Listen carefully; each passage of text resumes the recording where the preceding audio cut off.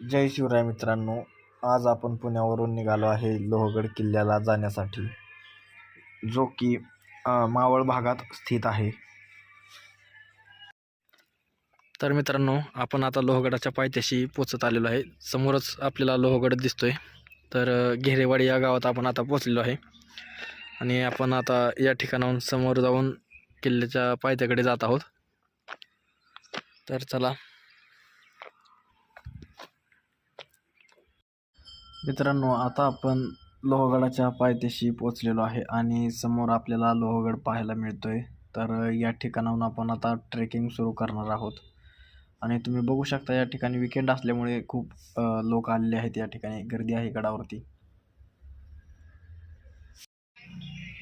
थोडीशी ट्रेकिंग करून पुढे आल्यानंतर आपल्याला या ठिकाणी हे गडाचे पहारेकरी आपल्याला या ठिकाणी पाहायला मिळतात. ते बघू शकता तुम्ही. मित्रांनो, आपण आता लोहगड किल्ल्यावरती आहे आणि समोर पाहू शकता या ठिकाणी आपल्याला तिकोना किल्ला दिसतो या ठिकाणून आणि या साईडला तुंग किल्ला बघायला मिळतो या ठिकाणून. तर आपण आता लोहगड किल्ल्यावरती जात आहोत.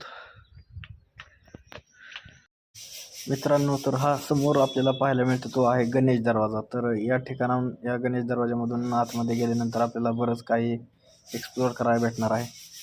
तर ठीक आहे, पुढे चालूया आपण.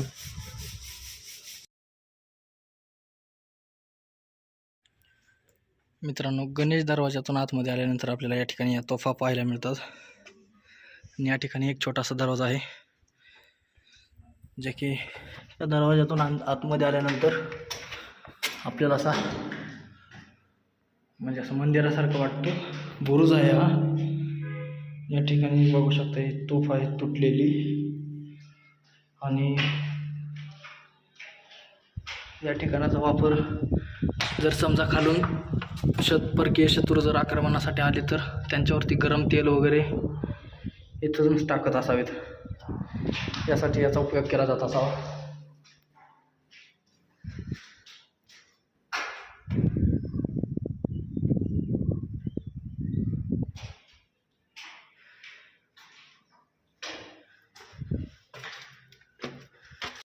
मित्रांनो, या ठिकाणी बुरुजाला प्रत्येक ठिकाणी असं तुम्हाला हे असं वगळती वाट दिसत असेल पाहायला मिळते, जे की परकीय शत्रू जर आला तर इथून गरम तेल सोडलं जात असावं,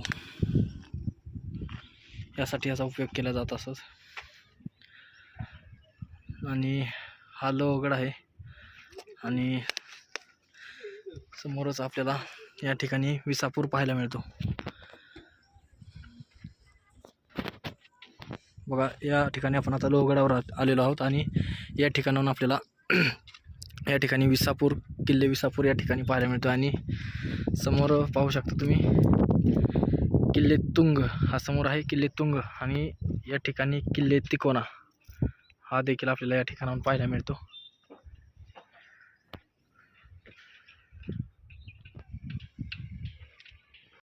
या ठिकाणी आपण आता पुढे जाऊन बघणार आहोत समोर काय दिसतंय. पुढे आल्यानंतर या ठिकाणी आपल्याला एक भुयार पाहायला मिळते. तर आपण आता यामध्ये जाऊन बघूयात. पूर्ण असं या ठिकाणी रिकामा आहे मित्रांनो. असा अंधार असल्यामुळे काही या ठिकाणी आपल्याला दिसत नाहीये.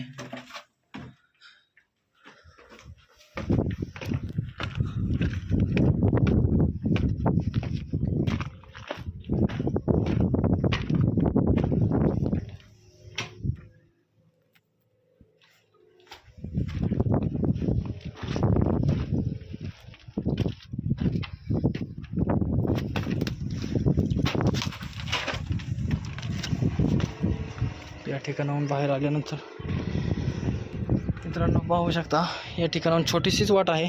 तर या ठिकाणाहून वाटेच्या बाहेर आल्यानंतर गडाच्या पूर्ण साईडला असं बाहेर येते रस्ता आणि या ठिकाणाहून रस्ता बंद आहे, पाहू शकता तुम्ही.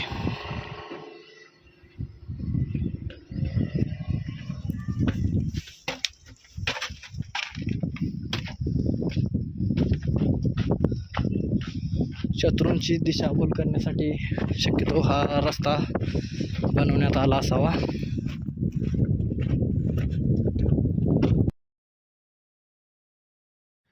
मित्रांनो, हा समोर जो आहे तो आता आहे नारायण दरवाजा आणि या दरवाज्यातून आपण आता पुढे जाणार आहोत.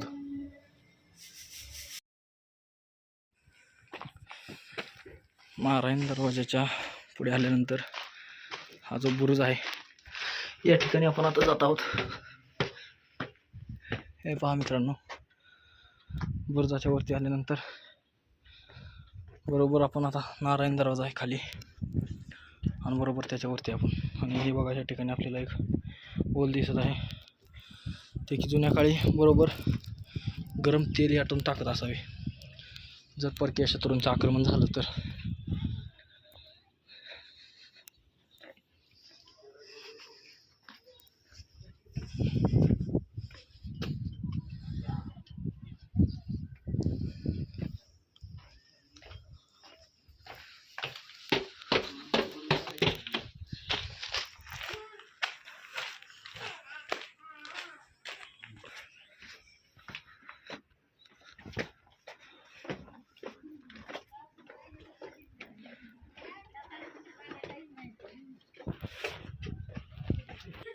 या ठिकाणी आपल्याला धान्य कोठी पाहायला मिळते. ठीक समोर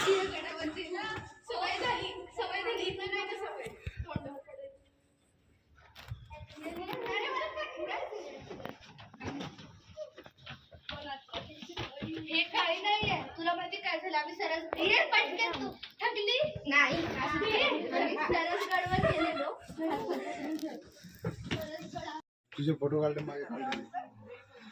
तर मित्रांनो आता हा शेवटचा दरवाजा आहे हनुमान दरवाजा. याच्या पुढं मेन दरवाजा आहे की सर्वात मोठा असा.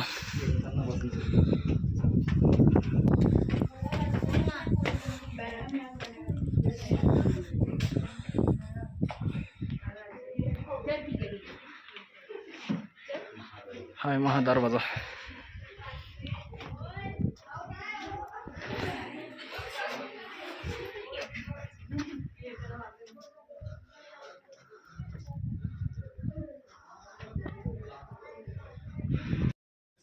तर मित्रांनो, महादरवाज्यातून आतमध्ये आल्यानंतर आपल्याला समोर असं हे मकबरा पाहायला मिळते आणि या मकबरामध्ये की आतील बाजूस अशा 2 कबर आहेत ज्या की आपल्याला या ठिकाणी पाहायला मिळतात आणि समोरच मकबराच्या शेजारीच या ठिकाणी सभागृहाची सदर आहे आणि तीही आपल्याला या ठिकाणी बघायला मिळते. समोर बघू शकता आणि सभागृहाच्या सदरच्या वरतीच समोर आपल्याला तोफ देखील पाहायला मिळतात या ठिकाणी ठेवलेल्या.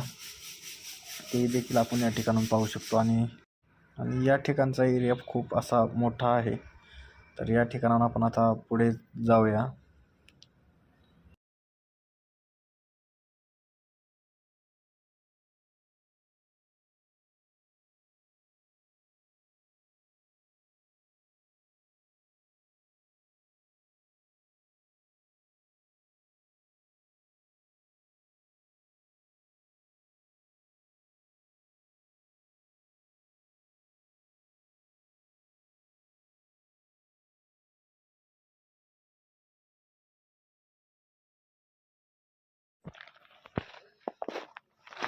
तर या ठिकाणी डाव्या साईडला महादेव मंदिर, त्र्यंबक तलाव, 16 कोणी तलाव आणि विंचुकडा आहे. तर या ठिकाणी आपण आता जाणार आहोत.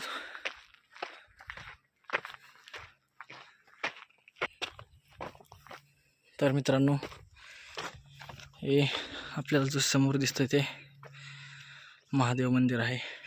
या ठिकाणी महादेव मंदिर.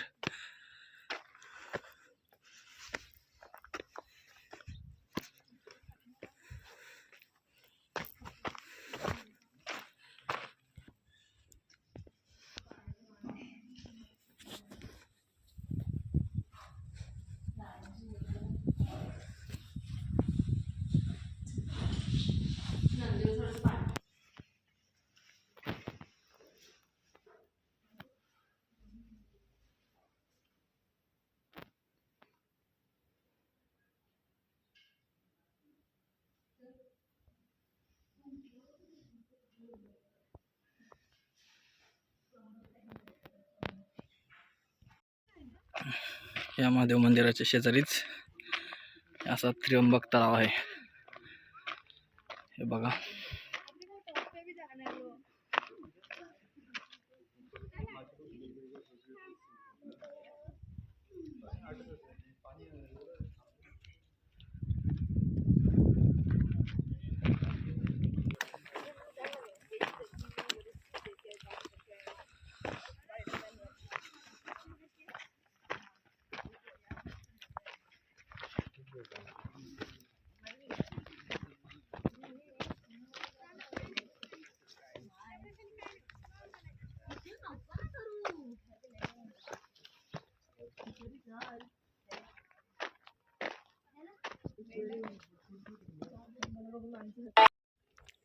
या तलावाच्या शेजारीच मित्रांनो हे समोर दिसतंय पिण्याच्या पाण्याचं टाक आहे छोटंसं.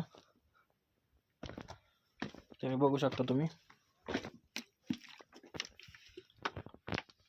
असं पूर्णपणे असं यामध्ये दगड वगैरे माती पडलेली आहे, म्हणून ह्याचं जरा बुजलेलं आहे हे ठिकाण थोडं. पण तरी मित्रांनो पाणी बघा किती स्वच्छ आहे.